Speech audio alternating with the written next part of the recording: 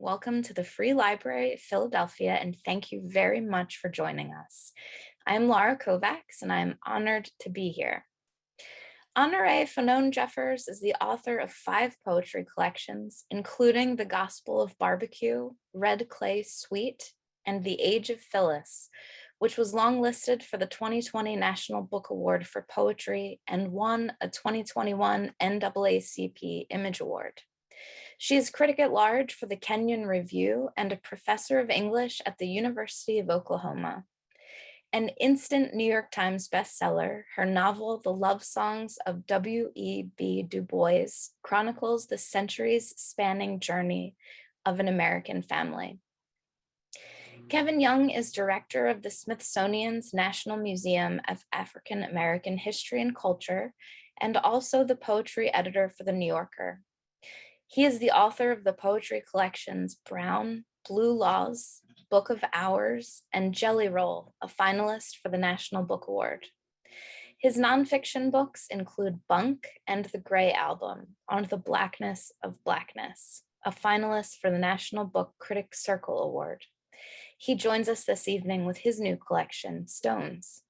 Thank you both so much for being here. We're going to welcome Honorée to the screen first, and now the screen is all yours. Thank you so much for having me. I am just absolutely thrilled to be here with my old friend, not older, old, old in years, Kenyon. I've known Kevin for going on 2 decades, and I'm just really honored. I'm going to read from a section of the book I haven't read before, still very early in the book, so these aren't actual spoilers. And this is from a section of the book that's about the parents of the protagonist of the novel, Ailey Pearl Garfield. Her parents are Belle and Jeff. Belle Driscoll and Jeff Garfield, and their quick journey to marriage. There are a few of the regular characters in the book. Uncle Root, who's Belle's great uncle, her father, Jose, her mother, Miss Rose, and her great grandmother, Dear Pearl. Belle's dream told her that she was pregnant before her body told her. She was rocking the most gorgeous brown baby she had ever seen, a little girl whose arms, thighs, and belly were ringed with fat. The little girl looked so much like her own mother that Belle was sure that she belonged to Miss Rose, who appeared in the dream. But when Belle tried to give the baby back to her mother, the little girl screamed. It took Belle time to catch on that the dream baby was inside her. Miss Rose always had tracked her cycle, asking each month, had she seen the moon? There was no morning sickness either, no weight gain, only full breaths. By that time, she received her letter that she had been accepted into Columbia's Master of Arts program. Uncle Root had told her that he'd already paid for her tuition, and he located a lady in Harlem who owned a respectable boarding house.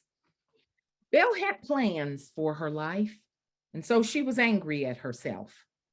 Another braver girl would be trying to collect money, the $500 that the gossips whispered it would take for a girl to pay a certain Negro doctor in Atlanta who could get rid of a baby. According to those gossips, the doctor was sage and clear, but Belle kept remembering the girl at her high school who had died from a botched abortion. It had been the year that Miss Rose had pulled Belle close, trying to protect her daughter. As cranky as Miss Rose had been, she was a kind woman at her core. More than that, a godly woman who did not believe in speaking ill of the dead. She told Belle that girl should have tried a different home remedy before the pregnancy took hold, like drinking a tea made from wild carrot seeds right after you lay with a man, or ginger root tea, or even the more dangerous poke belly wine, which only the true desperate employed. She told Belle, though, if she ever slipped up with a boy, if the home remedies didn't work, Belle had people.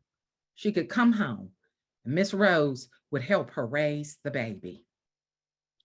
The night Belle told Jeff she was pregnant, she asked if they could drive to their spot.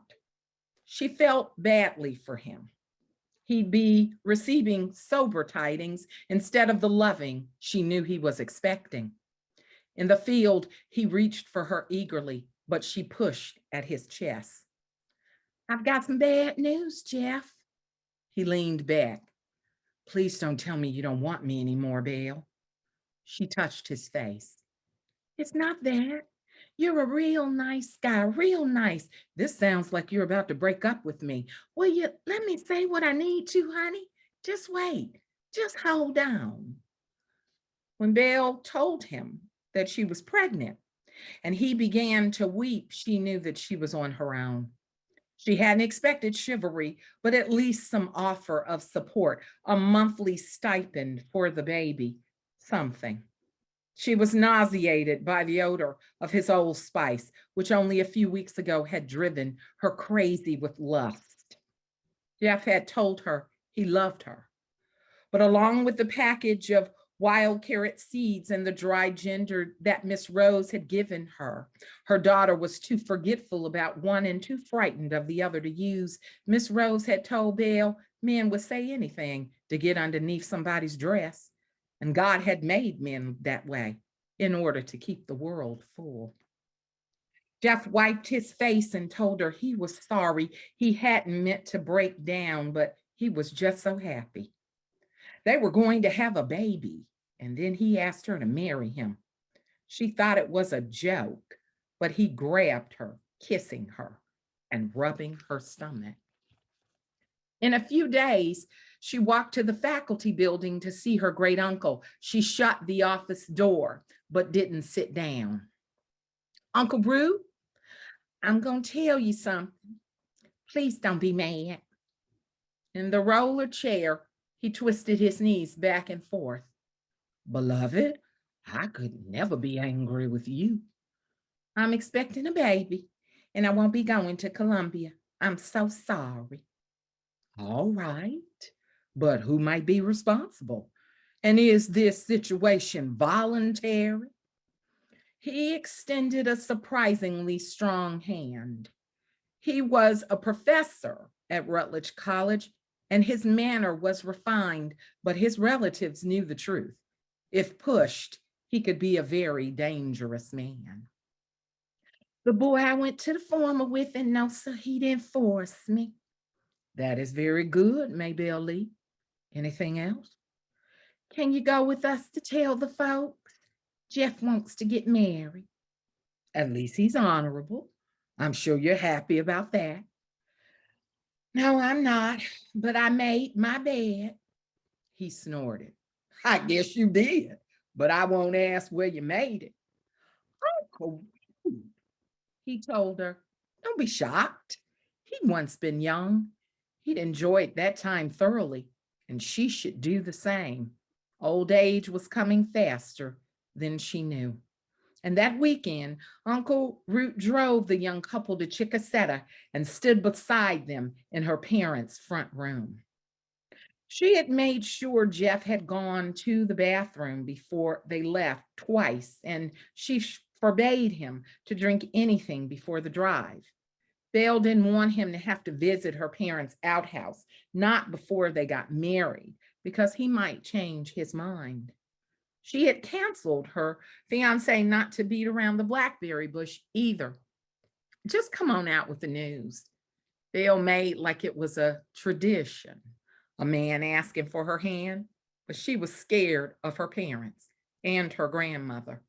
If need be, Belle would put the blame on her fiance that he had cajoled her to leave her morality aside. She wasn't above saving herself.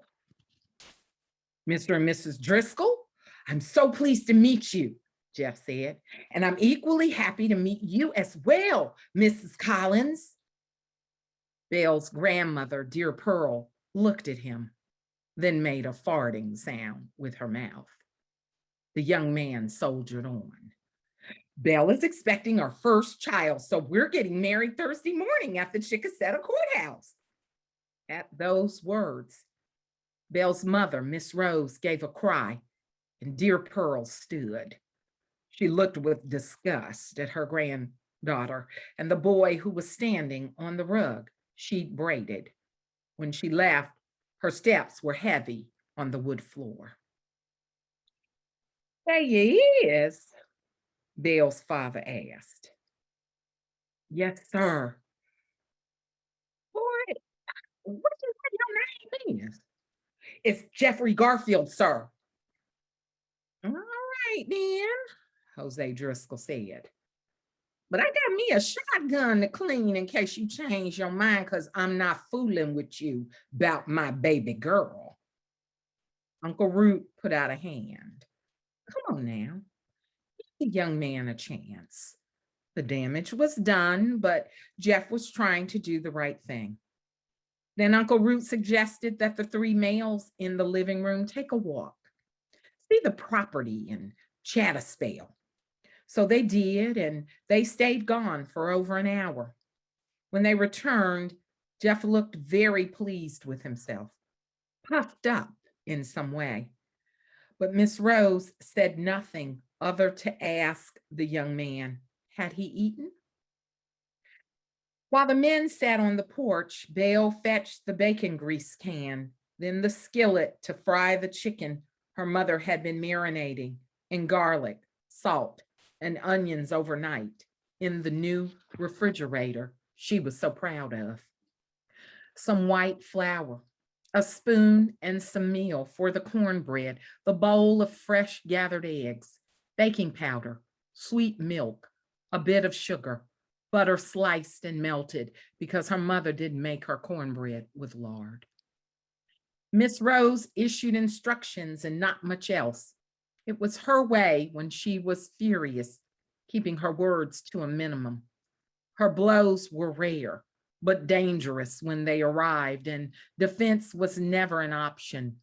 Stay silent until the storm passed. Her children had learned that was best. The cornbread was out of the oven and cooling on the kitchen table before Miss Rose had her say. I was so proud. My child was gonna be a school teacher. That was something I could finally talk about after church, because I had one boy on the chain gang and another always running after some fast tail gal. But I guess the Bible was right. Pride go before a fall, because here you come with a big belly. Girl, don't you know anybody can get married and shoot babies out their ass? Belle reached for a clean cloth to wipe down the already clean table. Nothing she could say would make her mother feel better. And Belle had her own problems, a baby coming and a boy she hadn't planned to marry, but she knew one thing: soon as this baby came, she'd figure things out, and she still was going to be a college professor. Her life would be larger than this kitchen, that front porch, and even the field out front. She intended more for herself. I ain't never knowed you to be color struck, though, Miss Rose said. That's why you changed your name from Maybelle Lee to Belle. The name I give you ain't good enough. No, ma'am, that's not it. That's why you gotta call yourself something else, so you could get you a high yellow boy from the city and walk around thinking you better than me. Let me tell you, Maybelle Lee Driscoll, yellow don't mean a thing. Yellow and some change will get you an orange drink down to the dime store. But the white peoples ain't gonna let you sit at the counter, because somebody yellow is still colored. Now you gonna take my grandbaby up north, you and this boy. Lord have mercy. Miss Rose sat down at the table and sighed, and then stuck a knife into the cornbread. As she cut generous, even slices, she told her daughter, go and get her daddy in them. Food was ready, but be sure to tell Jeff, wash his hands at the pump outside. Just because he was in the country didn't mean he could act any kind of way. That Thursday, Jeff wore a black suit to the courthouse. Belle was dressed in a pink silk chemise purchased by her great uncle, who had brought her a bouquet of white roses, and her father was the first to shake the hand of the groom, who couldn't stop smiling. After the ceremony, there was a big, noisy affair that included 6 chickens fried by Miss Rose, a hog barbecued by Belle's daddy, many bowls of potato salad and greens, homemade light bread, various cakes and pies, and unnumbered quart jars of moonshine. After a couple inches of that moonshine, Jeff announced that it was the best wedding reception he'd ever been to, and he sure was glad it was his. Jeff even won her mother over, telling Miss Rose that she definitely knew how to fry some chicken, that it couldn't be beat by any restaurant, not even Pascal's in Atlanta. Miss Rose turned to her daughter and said it looked like Belle had herself a good husband. Make sure she did right by the man. Thank y'all.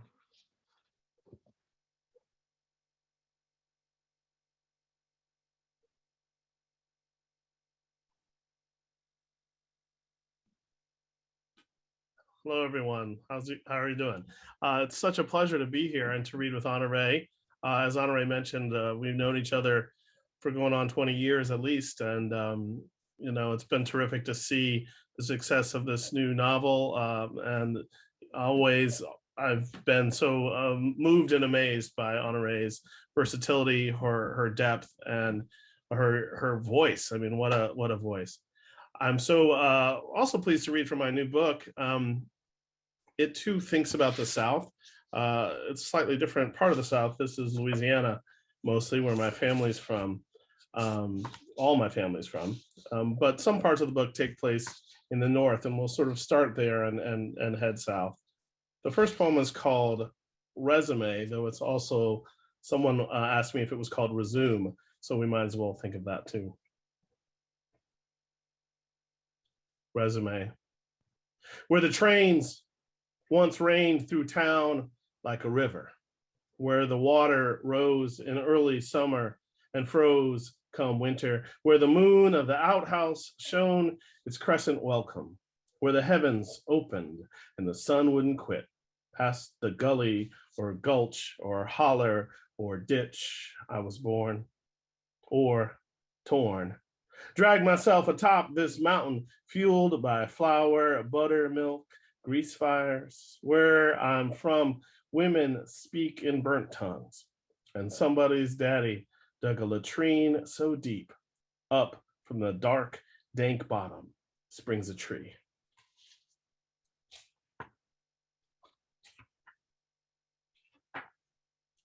This poem's called Dollar. Dollar. Start here with a dollar that is early September, bringing new weather. The sky a cold color coming on. My son, 1 year older and able among the letters to find his name. I know I am not alone, even if it is my home. Above us, like crows circle clouds, we seek to keep. We sleep long, if not sound, our feet finding morning. Till the end, we sing into the wind.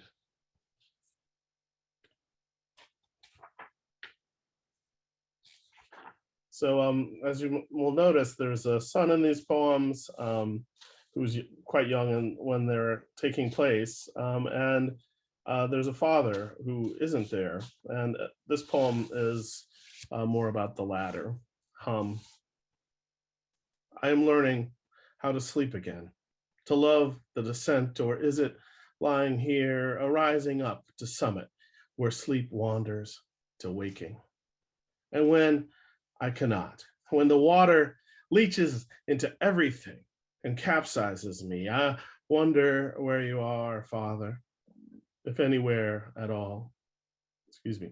Does sleep know you? Does day, such nights, dreams fill my waking, and worry weathers the dark, the light horribly leaking through the curtains, or awake early. I wait for it to seep in from the east. The land of dead in the west. The hum of sun, none, none, then suddenly up. It too cannot be sated or slaked off. Brother, sun, mother, moon, father, you cannot find, though somewhere still shines. One thing I was struck when I was writing this poem was the beauty of Louisiana and the country, the two northern and southern Louisiana, those landscapes that are so familiar to me. When I was growing up, my family would say, "Oh, I'm going home," or "We're going home," and that meant Louisiana. And the natural world there, I think, is such a balm. And there's another poem called Balm, which I probably won't read, but it also is how I think the speaker, the self that was me when writing these, is negotiating his grief. Egrets. Some say beauty may be the egret in the field who follows after the cows, sensing slaughter. But I believe the soul is neither air nor water, not this winged thing, nor the cattle who moan to make themselves known. Instead, the horses standing almost 15 hands high, like regret, they come most the time when called. Hungry, the grays eat from your palm, tender toothed, their surprising plum dark tongues flashing quick and rough as a match, striking your hand, your arm, startled into flame.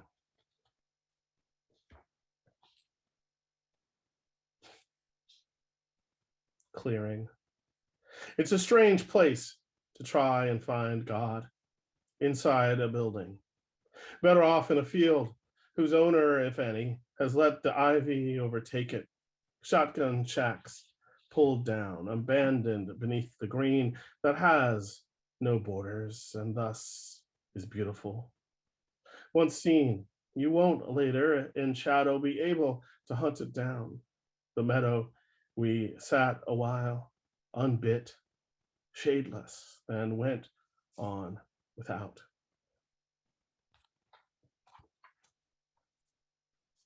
So Stones is also a book about family. And the next few poems, think about that. High Water is the name of this one. High Water. What does the water want? Enters where it is not welcome, jacks up the foundation uneven and splits the wood like a look. It rusts the roof through. Drops by unannounced when your house a mess, rifles through mama's drawers, papers, borrows books for weeks and returns them waterlogged, dogs without no note or knock. Plucks baby pictures out their frames and blurs all the names. Endless, oblivious. It apologizes and blesses and barely says sorry. In a word, you could call it family.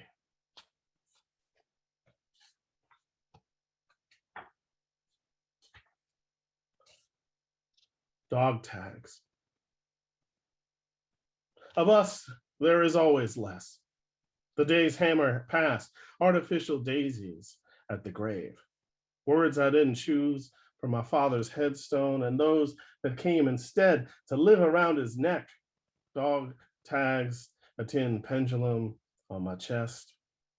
On my mother's side, my cousin, too young, dirt a pile above her, but no stone, nothing but the tin foil name from the funeral home. The fresh plastic flowers that still wilt in this heat.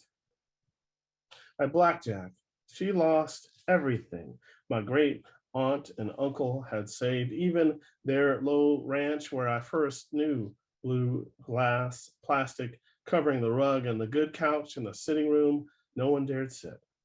The prickly underside of the clear runner, a cactus you couldn't help but touch. Uncle Wilma's pickup long paid off, now stares empty under somebody else's tree. The liars and book cookers came with their knives, offering her seconds, and she sat and ate. Once you've tasted the stone-filled fruit of the underworld, you may never return. They took everything from her, my mother says, both of us shaking our heads, disbelieving how exacting death is, how deep the shade, except breath. She was in debt and dead within a year, went through money like water, and that didn't last long either.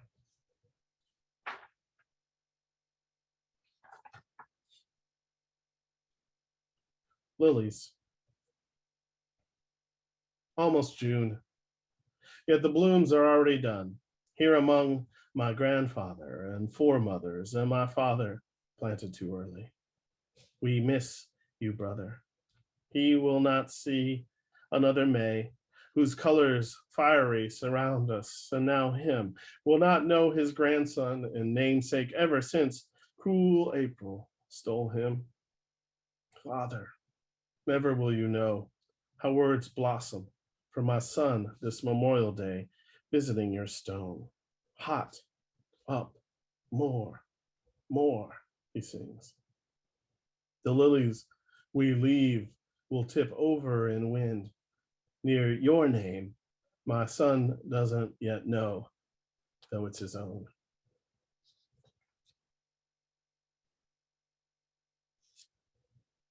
This one called Sandy Road. I've never read it before, but it tells a story of a slightly different part than my father's. My mother's side of the family in northern Louisiana was in dog tags, for instance, and this is southern Louisiana.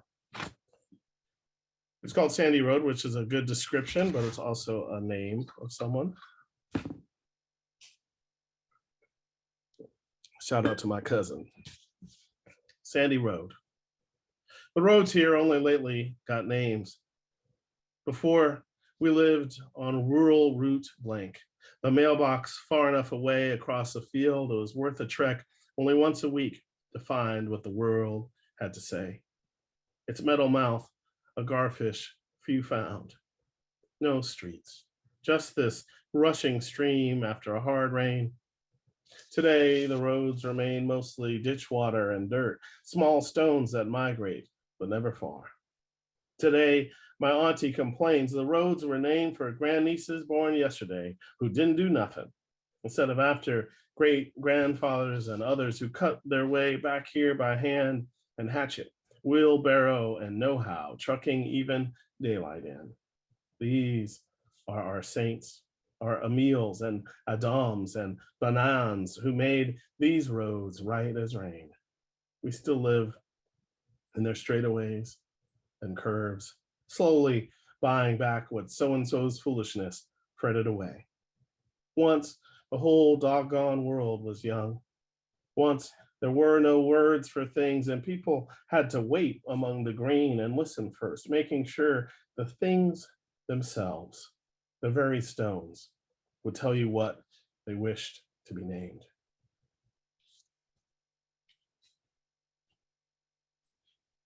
Just a few more.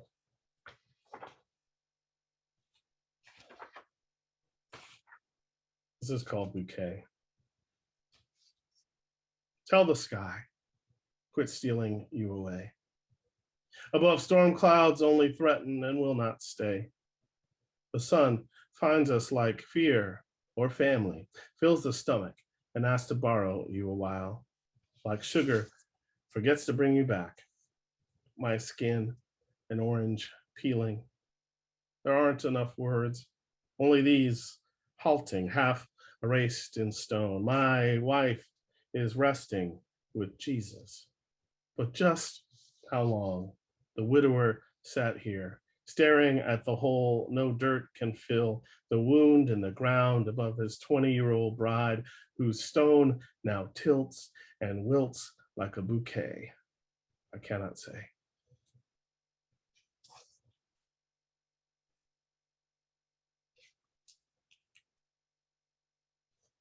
Let's see. We gotta get in the car, I think. So this is driving. North, it turns out. Squall. Today, the sun rained down on us for hours. Before rain shone silver down into the already muddy ground. Each day, a squall chases us indoors and sends the dogs beneath the house or dry docked cars for shelter. Tomorrow, the mutts will devour my grandmother's birthday flowers. For now, under thunder, they cower. My young son's excited by every boom, says, wow, and claps along as we watch the monsoon from Mama Annie's tiny, tidy rooms.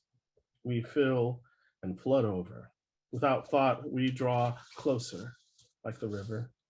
All morning, light drowns our hatless heads, till at noon, rain dances down, and we try to beat it out of town. Pack the car and gun it to outstrip the storm now all around. The radio struck silent and our son. Right after we pass a pickup with mattresses, not lying down or tied, but raised upright, paired in prayer, the beds begin to applaud, to clap together, then fly into the road, now in rear view. Headlights following those just ahead. We nose forward like fog-bound ships, the lighthouse out, wrapped in white shrouds of rain. 3 more there, pretty short. Speed Trap. This poem is sort of a version of what you might see in a drive like that. Speed Trap.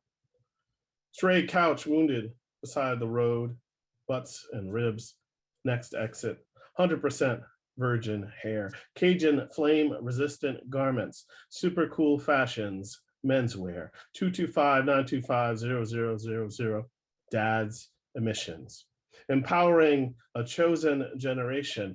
The table is bread. We buy gold, soul food, seafood, stockyard, cafe, hot boudin, Ivy Pride tamales, candlelight dancing girls, armadillos, poor pilgrims splayed along the ditch, Leroy Bar, Best Burger, False River, washing machine in the yard, win $5,000 a week forever. Soda Palooza is back. Welcome to Port Barre Speed Trap, sprayed on FEMA trailers, piled like empty cartons of cigarettes, no shoes, no shirt, no sagging, Best Buy caskets. Please do not flush any down toilet lake, and the television on my uncle's porch, loud talking no one. Revival nightly. The wind, the empty rocking chair rocks in, wings, 40 cents each.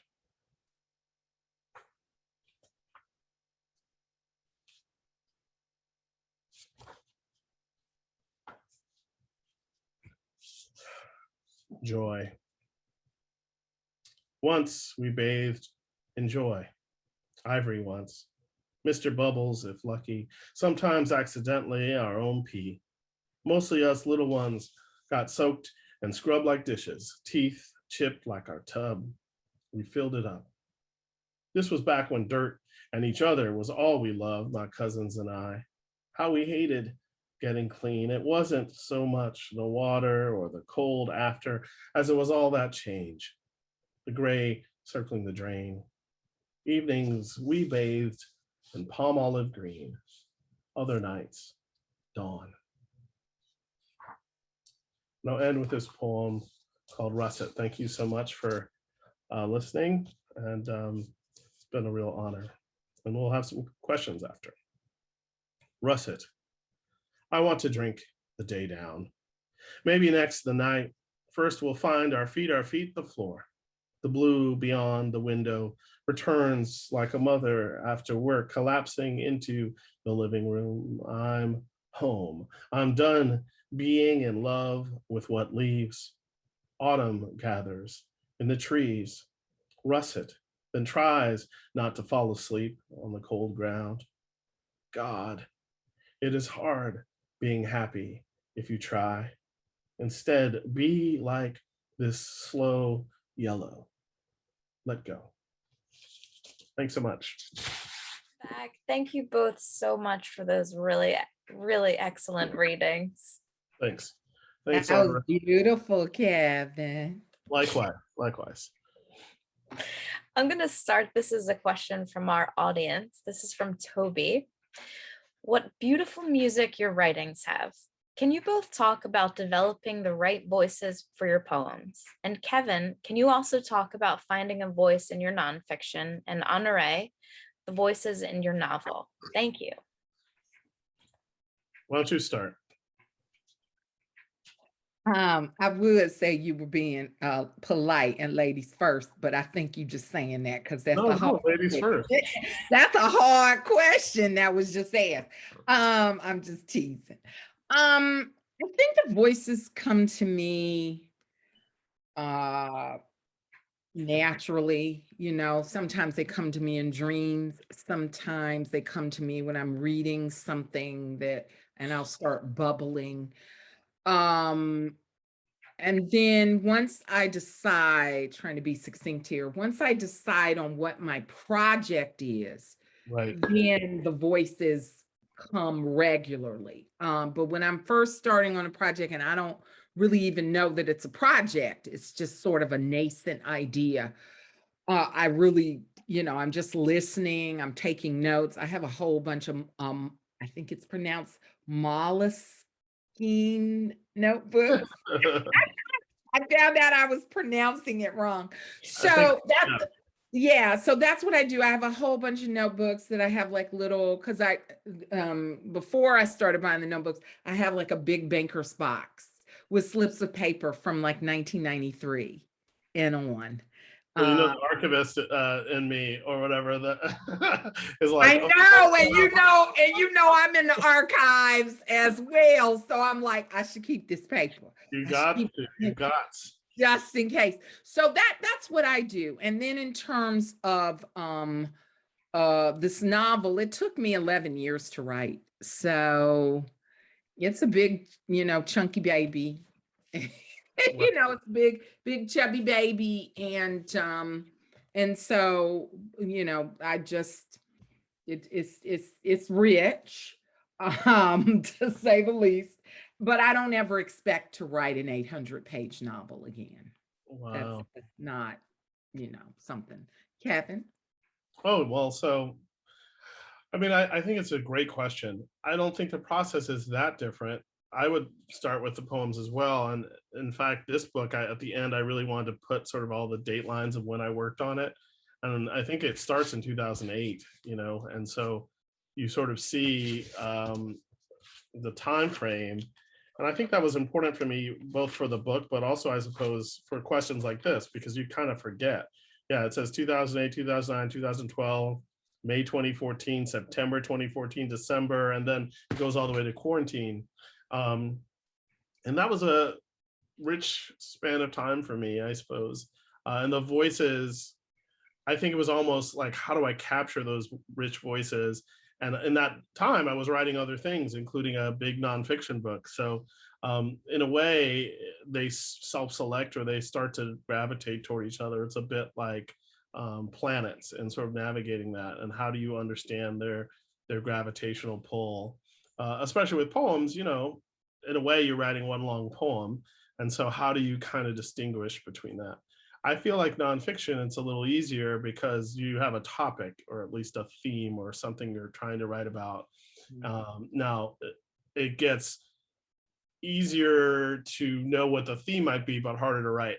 And I think that's true of poetry too. And so my first book of nonfiction, The Gray Album, I just didn't know how to write a book like that. And in a way, I look back, I stumbled across some pages of it early on. It had totally different scheme and different stuff in it, but there's a kernel in there, and that's the thing you have to find, is what's that kernel. And sometimes that's voice related, but but a lot of it's structure really, and form. I mean, that governs poetry and these other pieces. And I noticed, Honorée, you know, your use of song is one of those structures. And so to me, it's like, how do you use structure and song and all that? They're all tied together.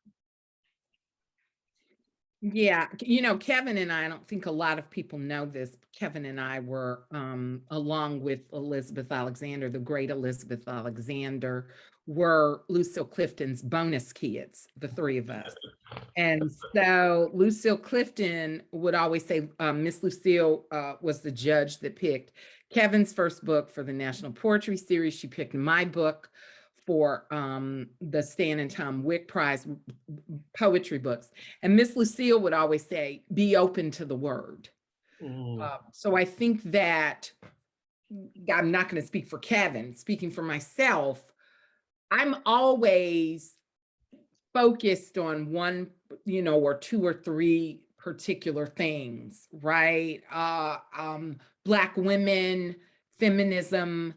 Now I'm interrogating gender in Black communities, history, settler colonialism, historical transgression, white supremacy. So there are these sort of things that my work sort of gathers around. And so, but I think that takes a while, you know. I'm, you know, 54. So it has taken me a long time to be able to say, okay, these are the themes and the subjects that my work coalesces around. And no matter what genre I'm in, is still going to coalesce around these sort of things. But you never want to write the same book over and over again, but you do explore some of the same themes over and over. I see that same thing with Kevin. And Kevin's an archivist. I'm in the archives and have been in the archives for 31 years. Something like that. So that, you know, history is always going to be a part of what I do. And I mean, obviously with Kevin, the director, the director of one of the Smithsonian, you know, museums, obviously that's going to be, you know, something he's thinking about. I think I feel pretty safe in saying that. You're safe. What else? Thank you. Okay. This came in very early.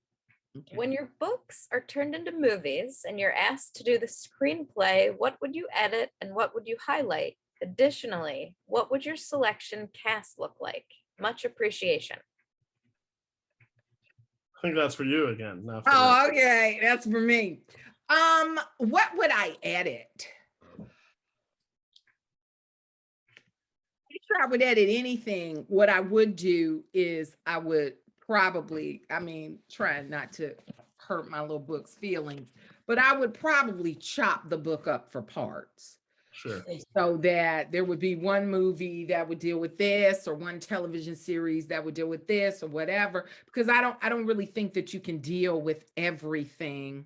I also think that this is something I'm, you know, working on, you know, if I can do this, you know, as the preachers say, if I can help somebody with an encouraging word, that would be that we learn the nuances of how race has evolved in this country.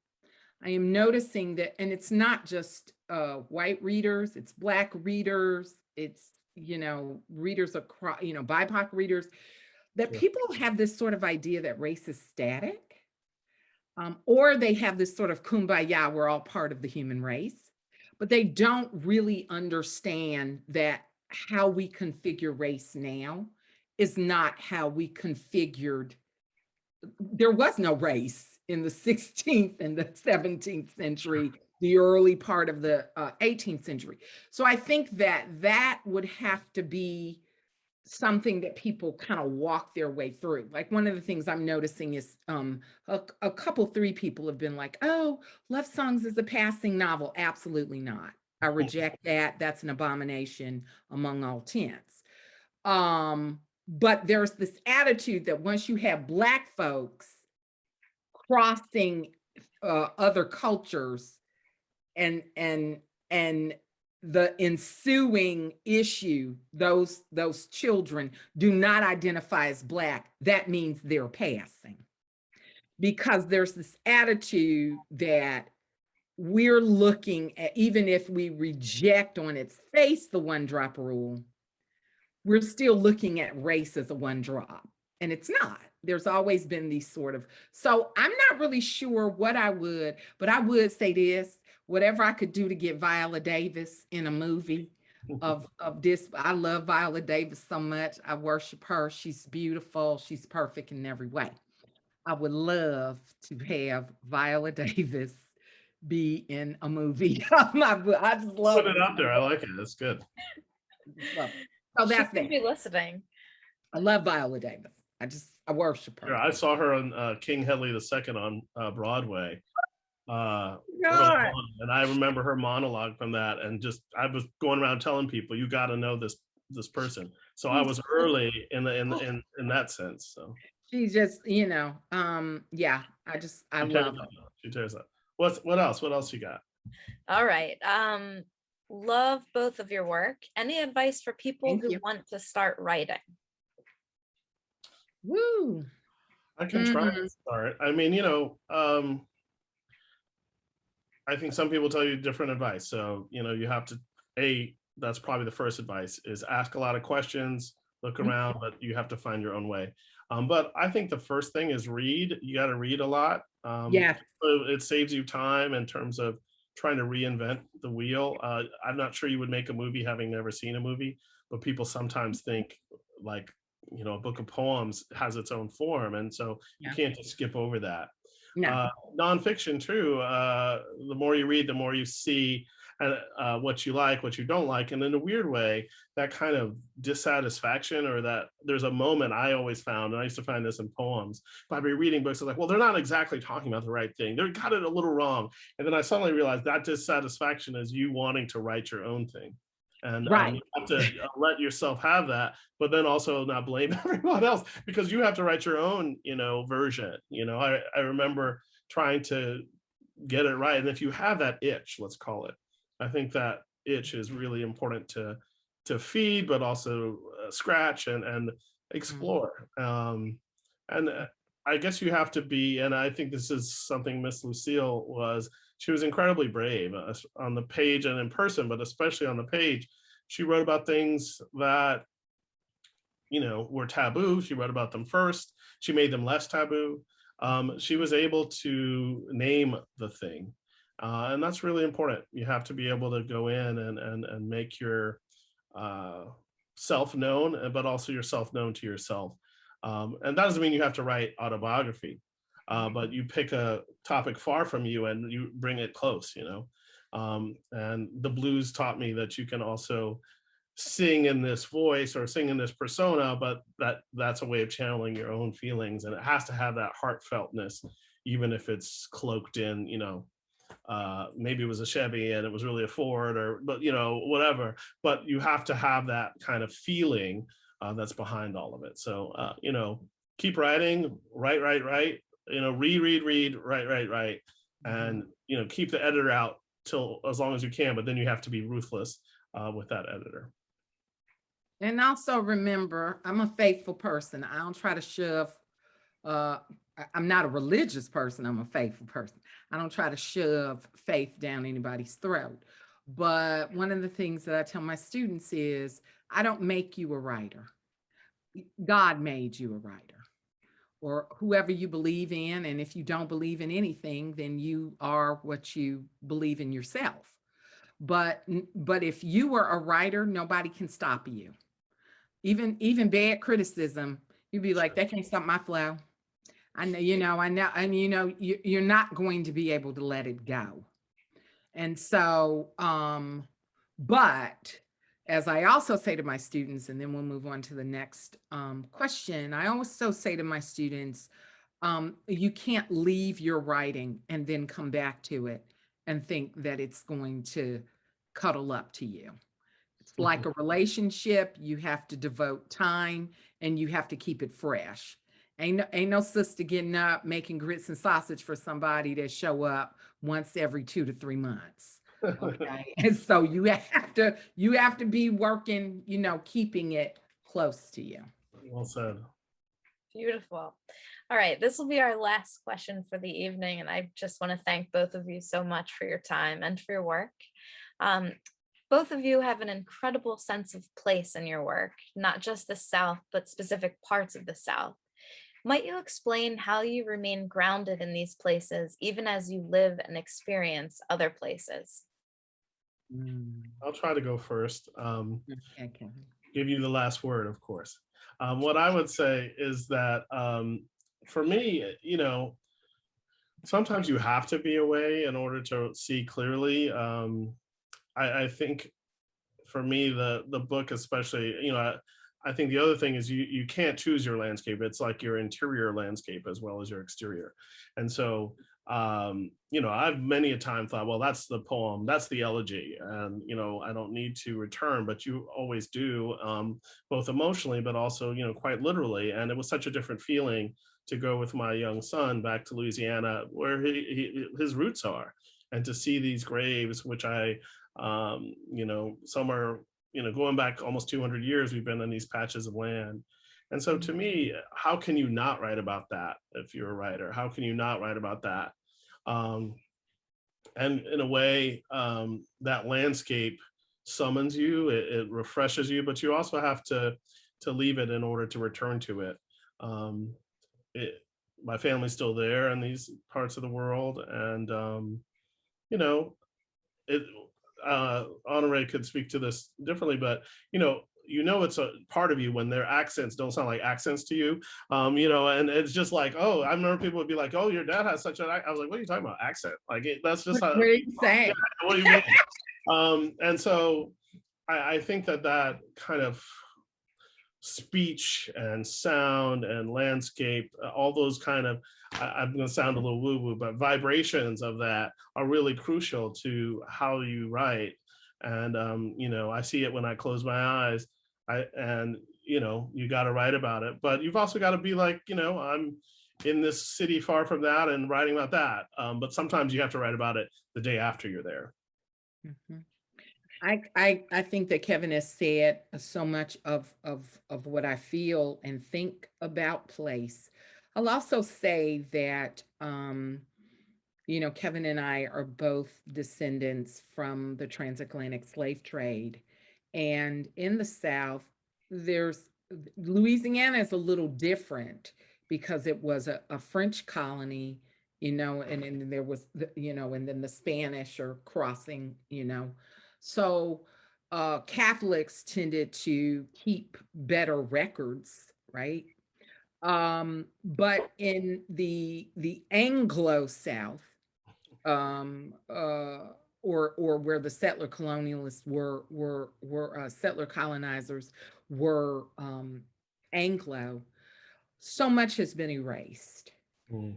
So I think that there is a feeling within me, a longing that will probably never be satisfied to know what that history is. I can only go back to the 1870 census for my mother's people, but my mother's people have been in Central Georgia since 1870. And so I think there's a longing that I have to be able to know. And then with the Native American ancestors, we'll never know. And I think that one of the things that I've learned, just to wrap this up, is whether I will ever be able to prove that I have the blood, the ancestors are still there. Even if you aren't blood kin, your cultural kin. Because as the great Toni Morrison has said, there's no way that you can have people living close among each other without being influenced by each other. So I think I think there's a grief that I seek to provide a balm for by writing about this, but also a joy. There's nothing like it when you're there. Even when I'm in the city in Atlanta, and I'm not in the country where my mother's people, I always want some fish supreme from Decatur, Georgia.